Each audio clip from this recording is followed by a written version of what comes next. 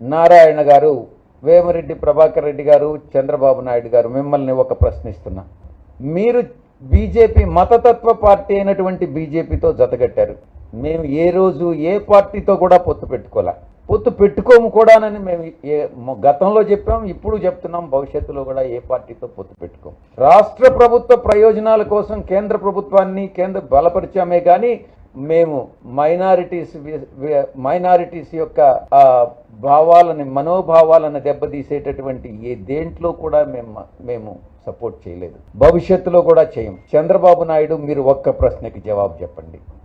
రాబోయేటటువంటి కాలంలో కేంద్ర ప్రభుత్వం బీజేపీ అధికారంలోకి వచ్చిన తర్వాత మీరు బీజేపీలో భాగస్వాములైన కాబట్టి యూనిఫామ్ సివిల్ కోడ్ను తీసుకురాబోతున్నారు.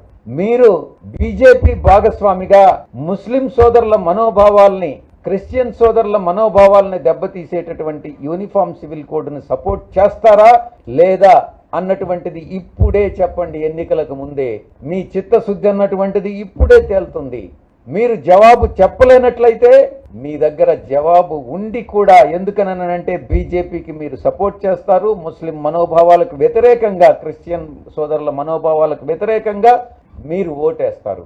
ఇది మీకు న్యాయమా? ఇక్కడ ఉన్నటువంటి ఇండియన్ సెక్యులర్ గవర్నమెంట్, సెక్యులర్ ప్రభుత్వంలో, రాజ్యాంగంలో అటువంటి మనోభావాల్ని, మైనారిటీస్ మనోభావాలను దెబ్బతీసేటటువంటి పార్టీ తెలుగుదేశం పార్టీ నాయకుడు చంద్రబాబు నాయుడుకి ముస్లిం క్రిస్టియన్ సోదరులు గాని ఎవరైనా కూడా ఓటు వేస్తే ఆ వాళ్ళ యొక్క మత విశ్వాసాలని వాళ్లే దెబ్బతీసుకున్నట్టు, వాళ్లే ద్రోహం చేసుకున్నట్టు, మతానికి ద్రోహం చేసుకున్నట్టు అవుతుంది అన్నటువంటి విషయాన్ని నేను నిర్ధారణంగా చెప్తా ఉన్నా. కాబట్టి అందరూ కూడా ప్రతి అంశాన్ని కూడా కూలంకషంగా చర్చించి, మా అధినాయకులు ఒక్కటే చెప్పారు, ఏ చట్టాన్ని తీసుకురావాలన్నా ఈ దేశంలో ఏకాభిప్రాయం అన్నటువంటిది అవసరం. ఎందుకనంటే విభిన్న మతాలు, విభిన్న కులాలు, విభిన్న సంస్కృతులు ఉన్నటువంటి ఈ దేశంలో మనం ఏకాభిప్రాయం అన్నటువంటిది ముఖ్యం.